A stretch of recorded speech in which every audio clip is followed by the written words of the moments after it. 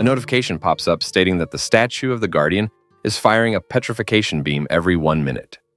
The statue of the Guardian turns its head toward the Mongolian Flying Horseman unit. A lot of players get hit by the petrification beam. Most of the Flying Horsemen get petrified and drop to the ground, while some get their body parts petrified. The Mongolian ranker orders his men to throw all of their bombs toward the statue before it can fire a beam again. Spearman Kyongsu orders the mage unit to deploy a barrier around the statue of the Guardian, but the mages inform him that it's already too late, because all of the bombs have been intercepted and neutralized by Jisoo Yoon. After seeing it, the Flying Horsemen get desperate, and they leap toward Jisoo Yoon to finish her off for good. In a few seconds, Jisoo Yoon gets completely surrounded, and the Mongolian ranker says that you cannot do anything to us at close distance. Jisoo Yoon picks something from her inventory. She then throws a volley of bombs toward the Flying Horsemen. Most of the Flying Horseman unit gets neutralized in that series of explosions.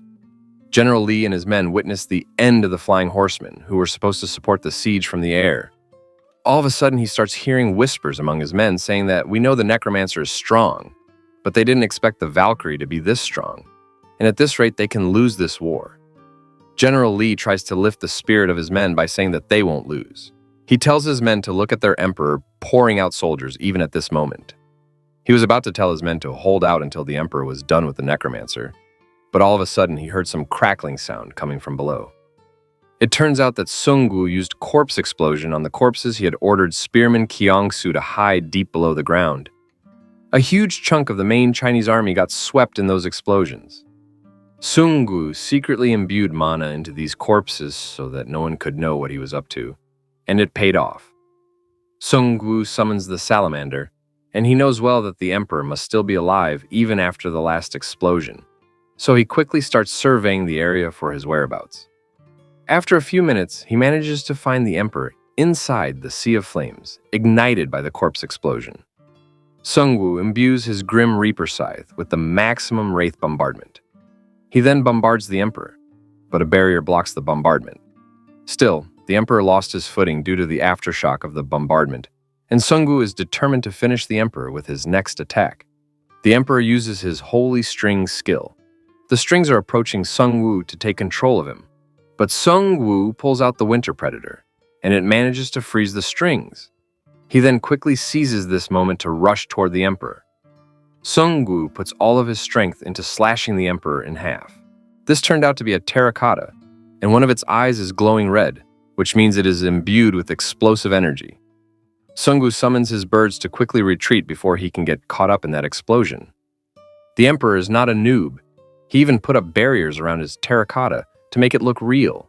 He quickly needs to find the main body of the emperor, but as he is thinking about it, a strong whirlwind approaches him. In no time, he gets surrounded by multiple whirlwinds. Sungwoo barely manages to get out of this attack using Twilight Raid. He notices that those wind-type attacks were generated by the women next to the coffin. She must have a strong divinity, and he needs to be careful around her. She forms some clouds, and it starts raining, and lightning strikes the ground.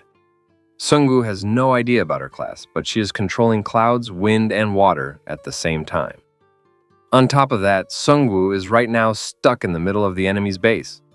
Sungwoo falls back for now, and everything is back to square one, since he failed to finish the emperor.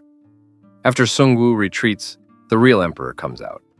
He says that the Necromancer was much more of a hassle than he thought. He orders the Great One that they are changing their plans. They will take over the castle walls before the Necromancer can use more of his trickery. The emperor orders the Great One to take care of the Necromancer until then, and she says that she will gladly kill him on his behalf. The emperor warns her that the whole world is watching them right now. He will finish the Necromancer himself. She just needs to move as intended. A war is just like managing a great nation.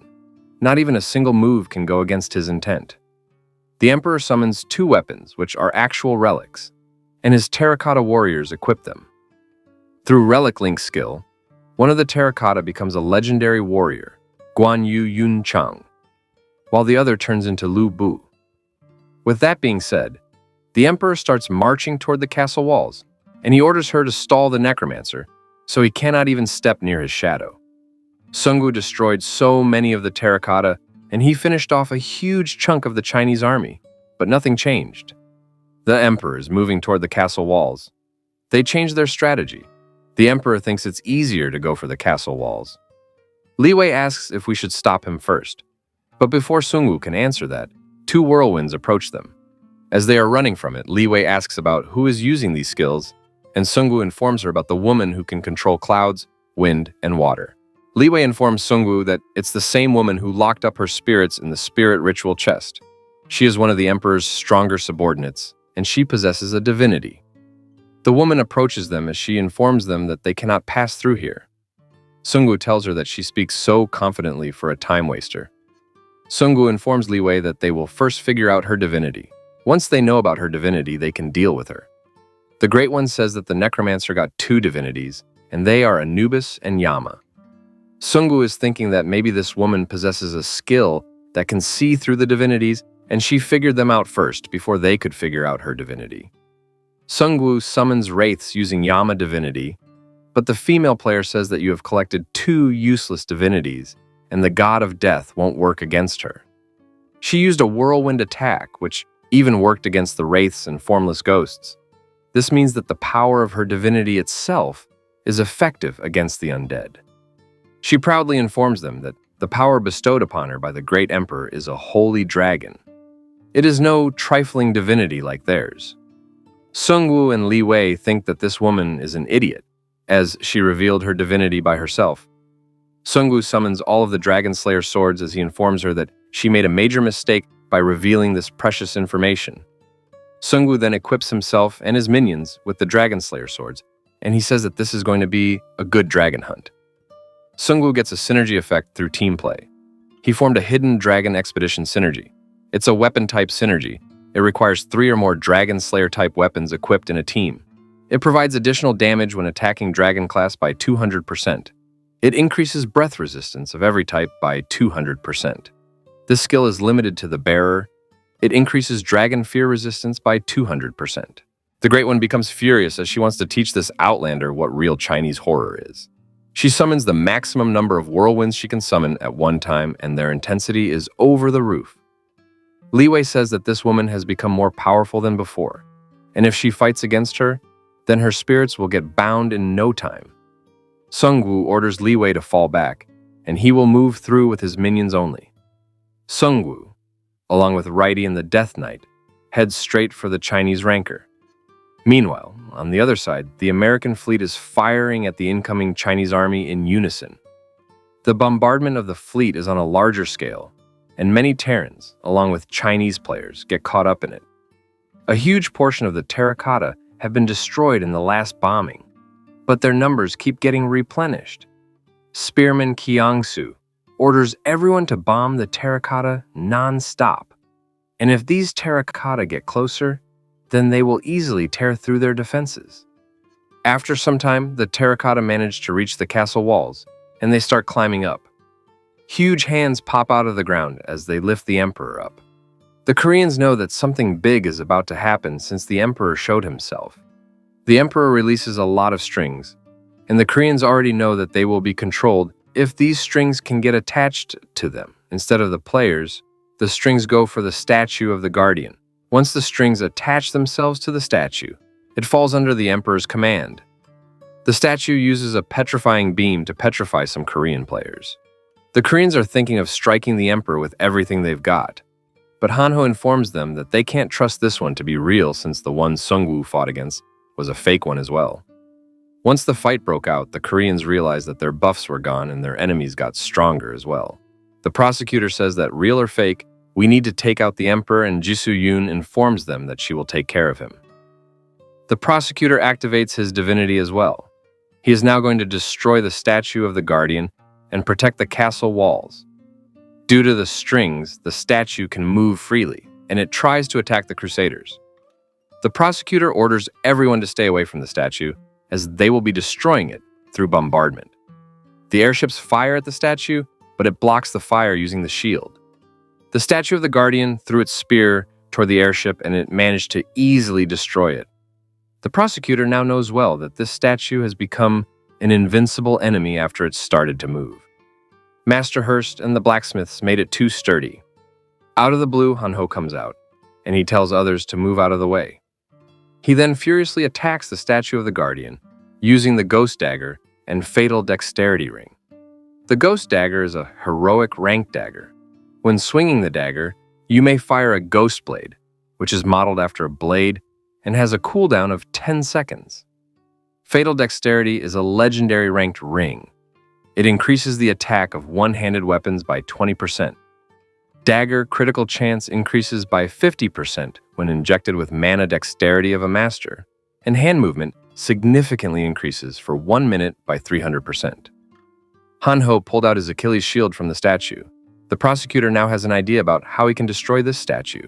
The statue of the Guardian is made by connecting various items through skills.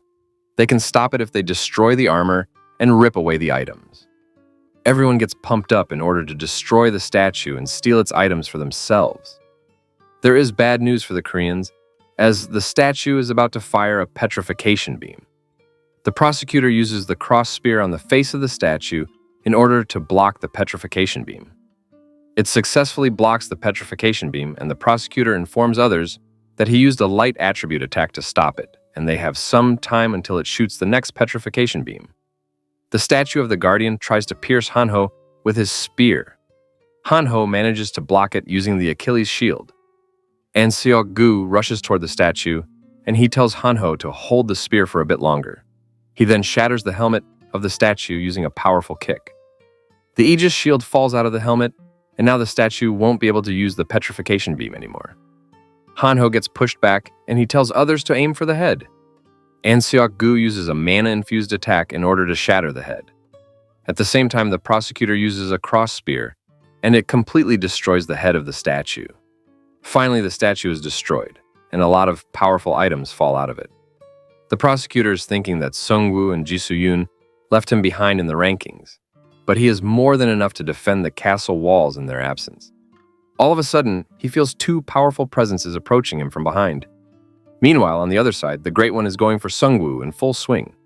She says that their efforts are useless, and they cannot cross this whirlwind wall no matter what they do, and Sungwoo should just sit tight right there. Sungwoo now knows well that she is just trying to not let him join the siege on the castle walls. Sungwoo tells her that he is not going to cross this whirlwind wall, since he is the type to make his minions do the dangerous things first. All of a sudden, the abyss opens up above her, and the minions start to fall from the sky. The Great One envelops herself in a whirlwind, as she is thinking that nothing can break through the winds of the Holy Dragon. The Death Knight manages to break through the whirlwind, and he stabs her, stating that he doesn't know about Holy, but he can break through anything associated with a dragon. She throws away the Death Knight before he can do any further damage. This is now a turn for Righty, as he uses deflection to deflect the strong gusts of wind. He then uses Whirlwind Slash to cut her in the middle. Sungwoo moves toward the Great One as the winds have subsided. She says, "You are an evil bastard," and Sungwoo replies by saying that I have no defense against that one. Sungwoo pulls out his Dragon Slayer blade as he informs her that he has a bone-collecting hobby, and he is thinking that he can obtain something good this time.